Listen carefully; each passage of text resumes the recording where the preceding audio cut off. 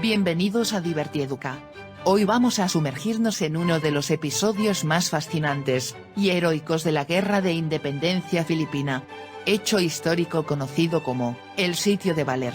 A través de la vida y el sacrificio del capitán Enrique de las Morenas y Fossí, exploraremos cómo un pequeño destacamento español resistió valientemente durante más de un año en condiciones extremas.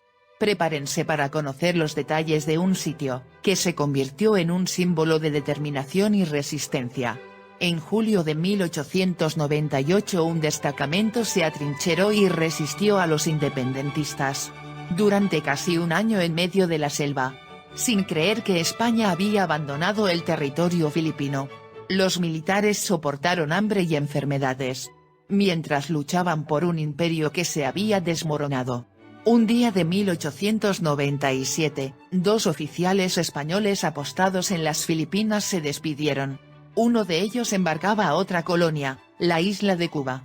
Al despedirse, le comentó a su compañero de armas el deseo de poder ser trasladado en un futuro no muy lejano a Málaga, donde lo aguardaba su novia y el resto de la familia. Ese simple comentario al paso, iba a ser el elemento que acabaría con el drama de un puñado de hombres, que se atrincheró durante casi un año dentro de una iglesia, en el medio de la selva. La España imperial de 1898 no era lo que había sido a partir del descubrimiento de América.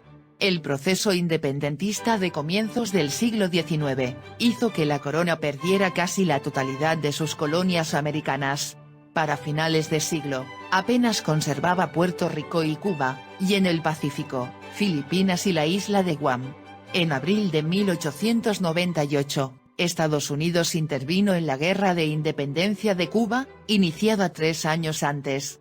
Mientras tanto y desde 1896, los nativos filipinos habían dado inicio a una insurrección. El líder independentista, Emilio Aguinaldo, logró llegar a la capital, Manila. El jefe militar español, Fernando Primo de Rivera, tío del futuro dictador de los años 20, consiguió repeler la embestida. Preocupado por lo que pasaba en Cuba, el gobierno español buscó algún tipo de entendimiento con Aguinaldo.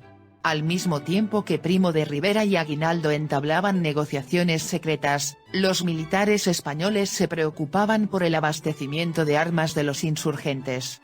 Así fue como se reforzó un pequeño destacamento en la isla de Luzón, a unos 270 kilómetros al norte de Manila, Baler. Los soldados arribaron en septiembre de 1897. A comienzos de octubre, hombres de Aguinaldo atacaron a las tropas españolas, con la idea de que tomar Baler sería un golpe de efecto. Fue un combate que derivó en el preludio de lo que se viviría a partir al año siguiente. Los sobrevivientes se atrincheraron en la iglesia. Otros se dispersaron en la selva y fueron capturados por los filipinos. A fin de año, los acuerdos entre Aguinaldo y Primo de Rivera, derivaron en la liberación de los prisioneros. En enero de 1898, se dispuso el reemplazo del destacamento por 50 soldados del cuerpo de cazadores, un capitán y 2 tenientes, más un médico y 3 asistentes de este. El 12 de febrero arribaron las tropas, al mando del capitán Enrique de las Morenas. Tenía 42 años y sufría de neuralgia. 3 días más tarde, se produjo el hundimiento del acorazado Maine en el puerto de La Habana. Fue la excusa para que Estados Unidos se metiera en Cuba. De las Morenas instaló a sus hombres en la iglesia de Baler. Lo preocupaba que la insurrección volviera a tomar fuerza. Por eso utilizó la iglesia como cuartel, en caso de tener que sufrir un asedio. El capitán ordenó cultivar los terrenos de su destacamento para así tener alimentos. Para ello usó a los nativos, obligados a 15 días anuales de servicio gratuito. No era un buen gesto en momentos en que una tenue paz se quebraba. A fines de abril, el conflicto con Estados Unidos por Cuba se trasladó al Pacífico. Los españoles fueron derrotados en la batalla de Cavite. Aguinaldo, exiliado en Hong Kong, regresó a Filipinas en un barco estadounidense. El 1 de junio, cuando los rebeldes cortaron las comunicaciones, llegó a Baler la noticia de la derrota de Cavite. El 12 de junio, Aguinaldo declaró la independencia del archipiélago, mientras los barcos de la Marina de los Estados Unidos apuntaban sus cañones hacia Manila. En los últimos días de junio, buena parte de los habitantes de Valer abandonó el pueblo. También hubo 3 deserciones entre las tropas. El capitán ordenó prepararse para un probable asedio, y los soldados comenzaron a llevar las provisiones a la iglesia. También recorrieron las casas vacías para buscar agua. El 30 de junio, una patrulla al mando del capitán Saturnino Martín Cerezo, fue emboscada por rebeldes. Sufrieron un herido y pudieron replegarse en la iglesia al día siguiente. De las Morenas ordenó quedarse adentro para resistir. Ese 1 de julio comenzaba el sitio de Valer. Junto a 3 misioneros, eran un total de 60 hombres. Desde el primer día, y como consecuencia del corte en las comunicaciones, los españoles se negaron a dar crédito a los filipinos. De las Morenas dio por falso el anuncio que le hicieron llegar del ataque a Manila.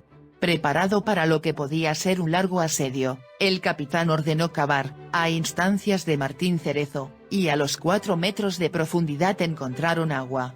También construyeron un horno para hacer pan y lograron improvisar una cocina. Los filipinos comenzaron a enviar emisarios con notas, en las que se informaba de la inminente capitulación española, instando a la rendición.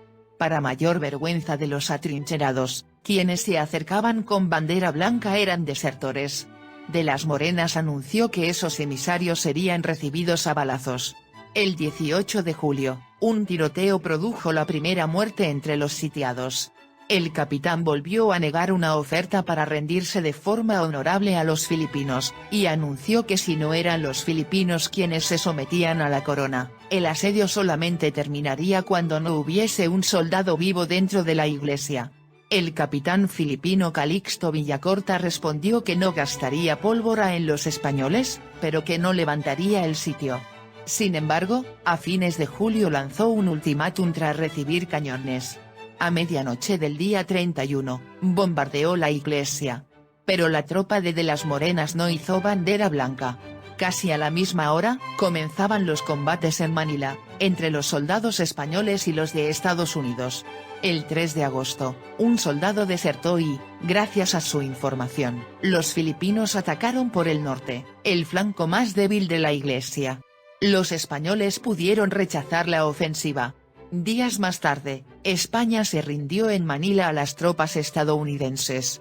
Los asediados de Valer pasaban a ostentar el nombre con que se los conocería, los últimos de Filipinas.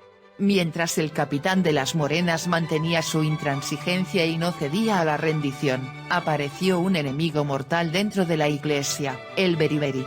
Causada por una alimentación deficiente y la falta de vitamina B1, la enfermedad ataca los sistemas nervioso y vascular. Quien la contrae queda postrado, en estado de debilidad, hasta morir. En lengua nativa, beri quiere decir no puedo. De ahí su nombre, ante la falta de vigor físico. El sacerdote Cándido Gómez Carreño, uno de los 3 religiosos en el sitio, fue el primero en sucumbir. A fines de septiembre, y mientras moría un soldado por disentería, de las Morenas fue informado por carta de la caída de Manila, y del fin del dominio español en Filipinas. El capitán consideró que era una treta para terminar el asedio. No dio crédito, ni tampoco a las informaciones que llegaron en los días siguientes. España y Estados Unidos iniciaron en octubre negociaciones en París para cerrar el conflicto. En esas semanas, el beriberi causó 5 muertes dentro de la iglesia. La quinta fue la del capitán de las Morenas, el 22 de noviembre. El teniente Saturnino Martín Cerezo, se hizo cargo de la guarnición y cortó todo diálogo con el exterior, convencido, como el capitán, de que llegaban informaciones falsas. El 10 de diciembre de 1898 se firmó el Tratado de París. España cedía a Estados Unidos los territorios de Puerto Rico, Guam y Filipinas, y renunciaba a la soberanía de Cuba. Mientras Puerto Rico y Guam se entregaban como indemnización, el archipiélago fue cedido por $20 millones. Se había consumado el fin del imperio. Hasta aquí hemos llegado en nuestro relato, en el que hemos narrado los hechos que propiciaron el sitio de Valer, y los primeros días de la resistencia, hasta llegar al punto en el que España firma la paz con Estados Unidos, perdiendo sus últimas colonias en el Pacífico. Pero la historia no acaba aquí. En el próximo video seguiremos explorando cómo los defensores de Valer resistieron hasta el final, contra todo pronóstico. Si te ha gustado este contenido, suscríbete y activa la campana para no perderte la segunda parte. Nos vemos en el siguiente capítulo de Divertieduca.